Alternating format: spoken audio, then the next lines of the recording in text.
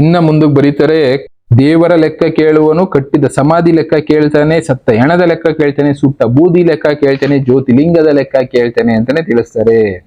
ಇನ್ನ ಸದ್ಗುರು ಕರುಣಾದಿಂದ ನಿಜ ನಿರ್ಣಯ ಮಾಡುತ್ತಾ ಭಕ್ತರನ್ನು ಕಾಯುತ್ತಾ, ಜಾಣತನದಿಂದ ಲೋಕದ ಆಟವು ಆಡುತ್ತಾ, ಸಂದದ ಹಂತವು ಸತ್ಯ ಭಾವಿಕರಿಗೆ ತೋರುತ್ತಾ, ನಿಜವುಳ್ಳ ನಿಜ ಅಂಬಿಗ ಭಕ್ತರಿಗೆ ಅರಿವು ವರವು ಕುರುವು ಕೊಟ್ಟು ಸಲಹುವನು, ಸರ್ವ ಇಚ್ಛಾದಿಂದ ಸಂತೋಷದಿಂದ ರಕ್ಷಿಸುವ ಮರುಳ ಸಿದ್ದೇಶ್ವರ.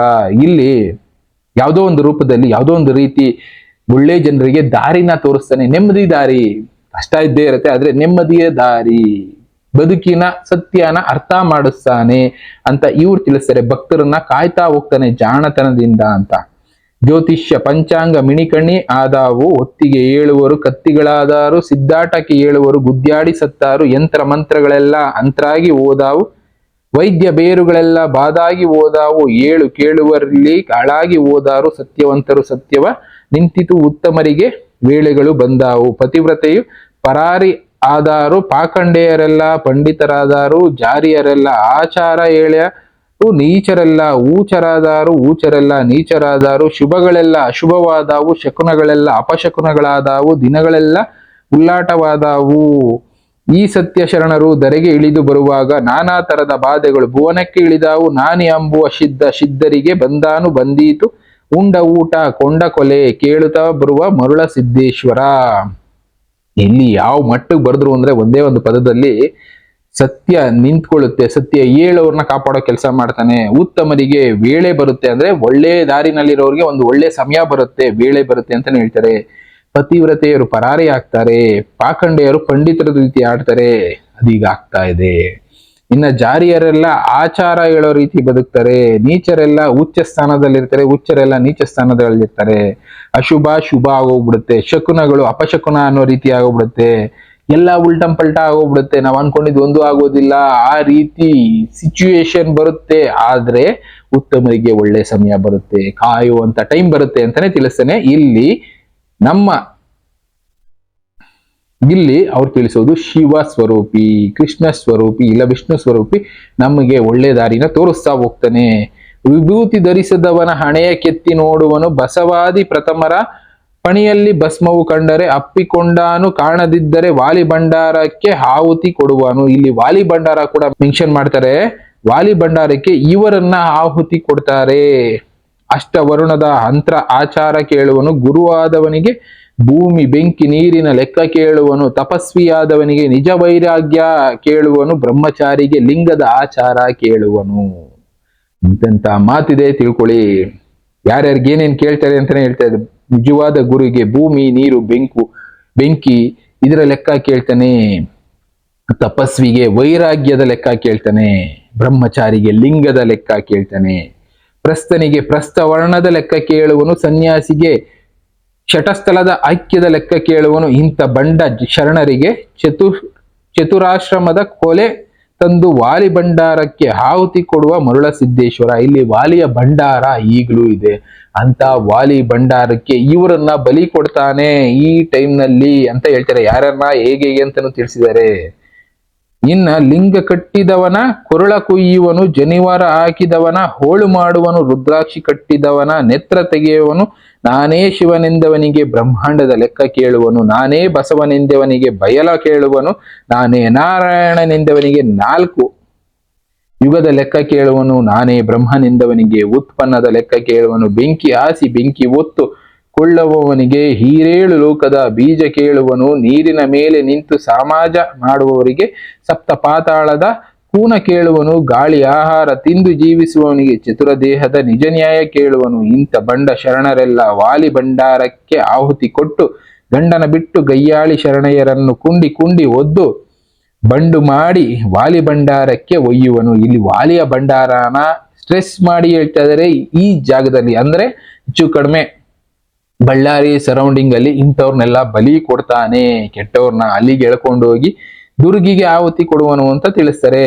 ಬಂಡ ಬಾಲೆಯರನ್ನೆಲ್ಲ ಖಂಡಿಸಿ ಕಡಿಯುವನು, ತುಂಡ ಜಂಗಮರನ್ನೆಲ್ಲ ಚೆಂಡಾಡಿಸಿ ಬಿಡುವನು, ಮಂಡಲ ಪತಿಗಳನ್ನೆಲ್ಲ ಘಾತಿಸಿಕೊಳ್ಳುವನು, ರೊಕ್ಕ ಸೊಕ್ಕಿದವನ ದಿಕ್ಕು ಪಾಲಿ ಮಾಡುವನು, ಅನ್ನ ತಿಂದು ಅಂಗ ಬೆಳೆಸಿದವನ ಊರಿಯೊಳು ಸುಟ್ಟು ದಂಡಿಗೆ ಆಹಾರ ನಿಕ್ಕುವನು. ಇಂಥ ಕಡೆಯಾಟದ ಒಡೆಯ ಕಾಳಿಂಗ ಮರುಳ ಸಿದ್ದೇಶ್ವರ.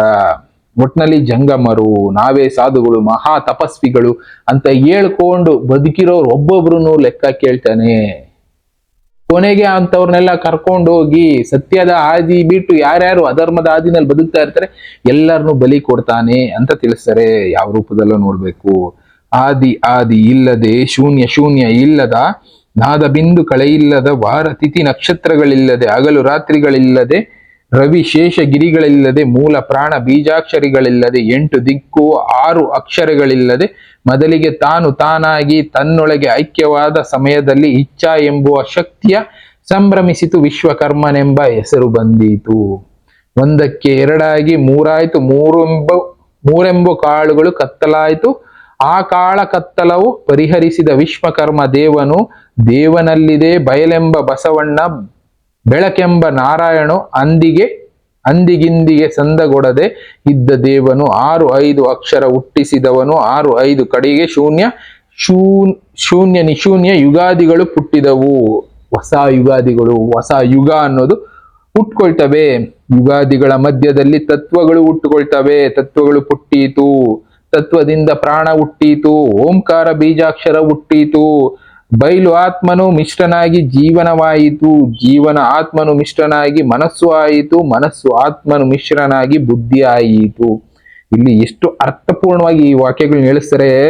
ಹೊಸ ಯುಗ ಹುಟ್ಕೊಳ್ಳುತ್ತೆ, ಅಲ್ಲಿ ಹೊಸ ತತ್ವಗಳು ಹುಟ್ಕೊಳ್ಳುತ್ತೆ, ತತ್ವಗಳಿಂದ ಪ್ರಾಣ ಹುಟ್ಟುತ್ತೆ, ಓಂ ಬೀಜಾಕ್ಷರ ಅನ್ನೋದು ಹುಟ್ಟುತ್ತೆ. ಬಯಲು ಆತ್ಮ ಮಿಶ್ರನಾಗಿ ಜೀವನ ಹುಟ್ಟುತ್ತೆ, ಜೀವನವು ಆತ್ಮನಾಗಿ ಮಿಶ್ರನಾಗಿ ಮನಸ್ಸು ಆಯಿತು, ಮನಸ್ಸು ಆತ್ಮನು ಮಿಶ್ರನಾಗಿ ಬುದ್ಧಿ ಆಗುತ್ತೆ, ಚಿತ್ತ ಆತ್ಮನು ಮಿಶ್ರನಾಗಿ ಮಾಯೆಯಾಯಿತು. ಮಾಯ ಜೀವನವು ಮಿಶ್ರವಾಗಿ ಆಸೆ ಹುಟ್ಟಿತ್ತು, ಆಸೆ ಜೀವನವು ಮಿಶ್ರನಾಗಿ ಕಲ್ಪನೆಯಾಯಿತು, ಕಲ್ಪನೆ ಜೀವನವು ಮಿಶ್ರನಾಗಿ ಷಡ್ವಿಕಾರವು ಹುಟ್ಟಿದವು, ಷಡ್ವಿಕಾರದಿಂದ ಕೋಶವು ಹುಟ್ಟಿದವು, ಕೋಶಗಳಿಂದ 22 ಉದ್ದಂಡ ತತ್ವ ಹುಟ್ಟಿದವು, ಹುಟ್ಟಿದ ಕೂಡಲೇ ಬ್ರಹ್ಮಾಂಡ ಕೀಲ ಹುಟ್ಟಿತು. ಇಂತಿಂತ ಮಿಶ್ರವಾಗಿ ಮಾಡಿದ ಮರುಳಸಿದ್ದೇಶ್ವರನ ಮರೆತ ಕಾರಣ ದೊಡ್ಡ ದೊಡ್ಡ ಹಿರಿಯರು ಕೆಟ್ಟಾರಯ್ಯ ಮರುಳಸಿದ್ದೇಶ್ವರ. ಇದೆಲ್ಲ ಎಂತ ಪದಗಳಿದೆ ಅಂದ್ರೆ ಎಂತೆಂತ ಕಾಲ ಬರುತ್ತೆ ಮುಂದೆ ಅನ್ನೋದನ್ನ ತುಂಬಾ ಅಚ್ಚುಕಟ್ಟಾಗಿ ತಿಳಿಸ್ಕೊಂಡು ಹೋಗಿದ್ದಾರೆ. ಇನ್ನ ಮುಂದೆ ಇದ್ದ ಪದಗಳು ಕೇಳಿ. ಹರಿ ಹತ್ತವತಾರ ತೊಟ್ಟಾನು, ಮಾಯೆ ಹಡ್ಲಿಗೆ ಒತ್ತಾಳು, ಬ್ರಹ್ಮನು ಮುಖ ಕಳೆಕೊಂಡಾನು, ಇಂದ್ರನು ದೇಹ ನಾಶವಾದಾನು, ಚಂದ್ರನು ಕಳೆದುಕೊಂಡಾನು, ಶೇಷನು ವಿಶ್ವ ಹೊತ್ತಾನು, ಷಣ್ಮುಖನು ಕೈಲಾಸ ಬಿಟ್ಟು ಕಾಂತಾರ ಸೇರಿದನು. ಕಾಂತಾರ ಅನ್ನೋದನ್ನ ಬಳಸ್ತಾ ಇದ್ದಾರೆ, ಯಾವ ಜಾಗನೋ ನಿಜವಾಗ್ಲೂ ಗೊತ್ತಿಲ್ಲ. ಗಣಪತಿಯ ಮುಖ ಬದಲಾದಾನು, ಭೈರವ ಬ್ರಹ್ಮ ಕಪಾಲ ಹೊತ್ತು ತ್ರಿಲೋಕ ಪರಿಭ್ರಮಣ ಮಾಡಿದಾನು, ರುದ್ರನು ಸುಡಗಾಡು ಸೇರಿದಾನು, ವೀರಭದ್ರನು ಸಪ್ತ ಹಠವಾದಕ್ಕೆ ಒಳಗಾದಾನು, ನಂದಿಯ ಶಾಪಕ್ಕೆ ಒಳಗಾದಾನು. ಇಂತಿಂತ ದೊಡ್ಡ ಹಿರಿಯರು ಮರುಳ ಸಿದ್ದೇಶ್ವರನ ಮರೆತು ಕಾರಣ ಈ ಪಾಡು ಪಟ್ಟರಯ್ಯ ಮರುಳ ಸಿದ್ದೇಶ್ವರ. ಜನ ಯಾವತ್ತು ಮರುಳ ಸಿದ್ದೇಶ್ವರ ಅಂದ್ರೆ ಭಗವಂತನ ಮರೆತರು ಅವತ್ತು ಇಂಥ ಕಷ್ಟಗಳನ್ನ ಅನುಭವಿಸ್ಬೇಕಾಯ್ತು. ದೇವರುಗಳಿಗೆ ಬಿಟ್ಟಿಲ್ಲ, ಇನ್ನು ಮನುಷ್ಯರು ನಿಮಗ್ ಬಿಡುತ್ತಾ ಅಂತಾನೆ ಇವ್ರು ತಿಳಿಸ್ತಾರೆ. 18 ಯುಗದಲ್ಲಿ ಇದ್ದ ದೇವನು, ಆಗದ ಮಹಿಮೆಯ ಉಳ್ಳುವನು, ಅಗಣಿತ ಮಹಿಮನು, ಸುರಗಣ ವಂದಿತನು, ತ್ರಿಗಣ ಪಾಲಿಪನು, ತ್ರಿಜನ್ಮಯ ಕರ್ತೃ ಕರುಣಸಾಗರ ದೇವ ಮರುಳ ಸಿದ್ದೇಶ್ವರ. ಕರ್ಮರಹಿತ ಕಾಲಮರ್ದನ, ಶರಣರ ದಯಾವಾಸ, ಭಕ್ತರ ಸನ್ನಿಧಿಯಲ್ಲಿ ವಾಸ, ಭಾವಿಕನ ಮಹಿಮದಲ್ಲಿ ವಾಸ, ನಿಷ್ಠಿಕನ ಗ್ರಹದಲ್ಲಿ ವಾಸ, ಧ್ಯಾನಿಕನ ಹಸ್ತದಲ್ಲಿ ವಾಸ, ವೈರಾಗ್ಯನ ಪಾದದಲ್ಲಿ ವಾಸ, ಸತ್ಯಕರ ನಡೆನುಡಿಯಲ್ಲಿ ವಾಸ. ಇಂಥ ಮರುಳ ಸಿದ್ದೇಶ್ವರನ ಮರೆತು ಲೋಕಕ್ಕೆ ಶರ್ತ ಲೆಕ್ಕ ತರುವನಯ್ಯ ಮರುಳ ಸಿದ್ದೇಶ್ವರ. ಎಲ್ಲೆಲ್ಲಿ ವಾಸ ಮಾಡ್ತಾನೆ ಭಗವಂತ ಅಂತ ತಿಳಿಸ್ತಾ ಹೋಗ್ತಾರೆ.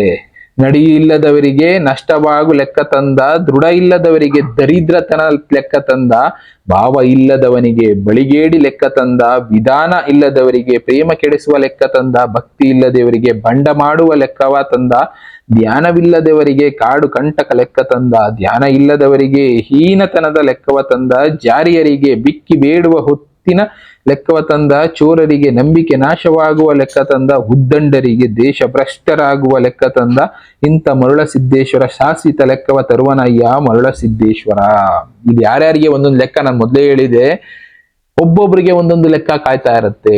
ಆ ಲೆಕ್ಕಗಳಲ್ಲಿ ಒಬ್ಬೊಬ್ರಿಗೆ ಒಂದೊಂದು ರೀತಿ ಕಷ್ಟಗಳನ್ನ ಕೊಡ್ತಾನೆ.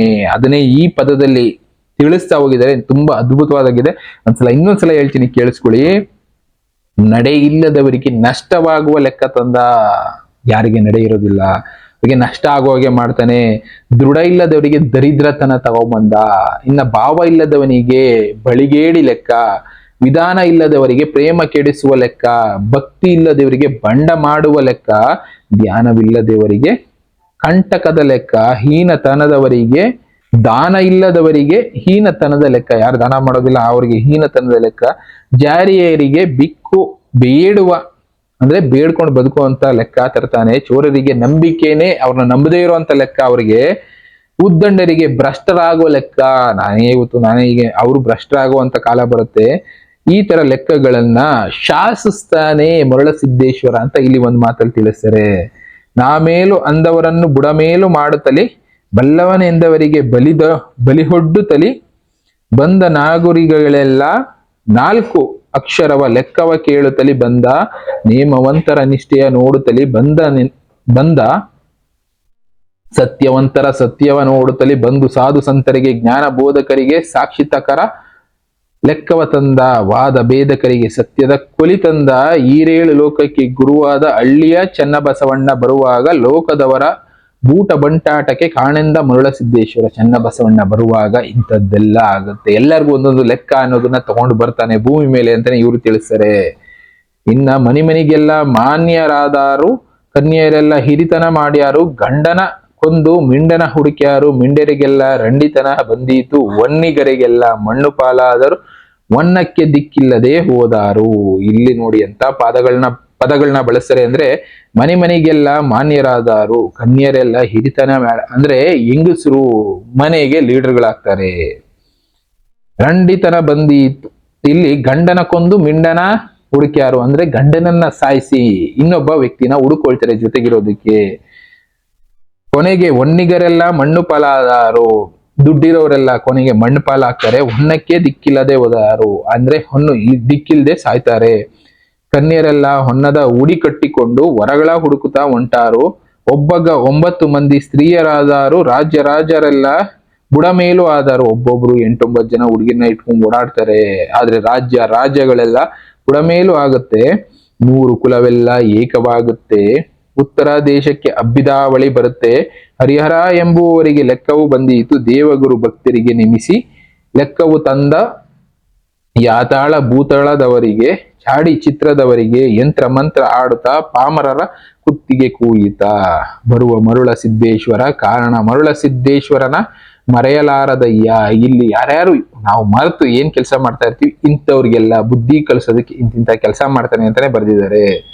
ಉತ್ತರ ದೇಶಕ್ಕೆ ಹಬ್ಬದ ಅವಳಿಯು ಬಂದು, ಹಬ್ಬದ ಆರುತ ಅಕ್ಕಿ ಗುಬ್ಬಿಗಳೆಲ್ಲ ಒಂದೇ ಸವನೆ ಮೂಡುವಲ್ಲಿ ಮುಳುಗುವಲ್ಲಿ, ಸರ್ವರಿಗೆ ಸಾಧಿಸಿ ಲೆಕ್ಕವ ತಂದ, ವಾದ ಹಾಕುವವರನ್ನು ಹಿಡಿದು ಬಂಡು ಮಾಡಿ ವಾರಿ ಭಂಡಾರಕ್ಕೆ ಒಯ್ಯುವನು, ದುರ್ಗಿಗೆ ಆಹುತಿ ಕೊಡುವನು. 18 ಮಂದಿ ಪಾಳ್ಯಗಾರರ ಕದನವ ಎಬ್ಬಿಸಿ, ಕಾಳಗ ಗೈಸಿ ರಕ್ತದ ಕಾವಲಿ ಅರಿಸಿ, ಬೈಲ ಚಿಕ್ಕಗ ತರುವ ತೋರಿದ ಮೂಲ ಪ್ರಾಣ ಸದ್ಗುರು ಮರುಳ ಸಿದ್ದೇಶ್ವರ. ಇಂಥ ಕೆಲಸಗಳನ್ನೆಲ್ಲ ಮಾಡ್ತಾನೆ.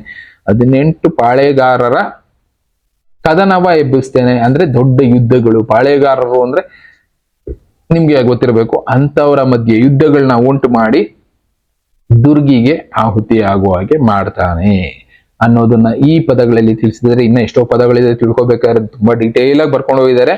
ನೆಕ್ಸ್ಟ್ ಮುಂದಿನ ದಿನಗಳಲ್ಲಿ ತಿಳ್ಕೊಡ್ತಾ ಹೋಗ್ತೀನಿ, ಮತ್ತೆ ಸಿಗ್ತೀನಿ. Thank you, good by.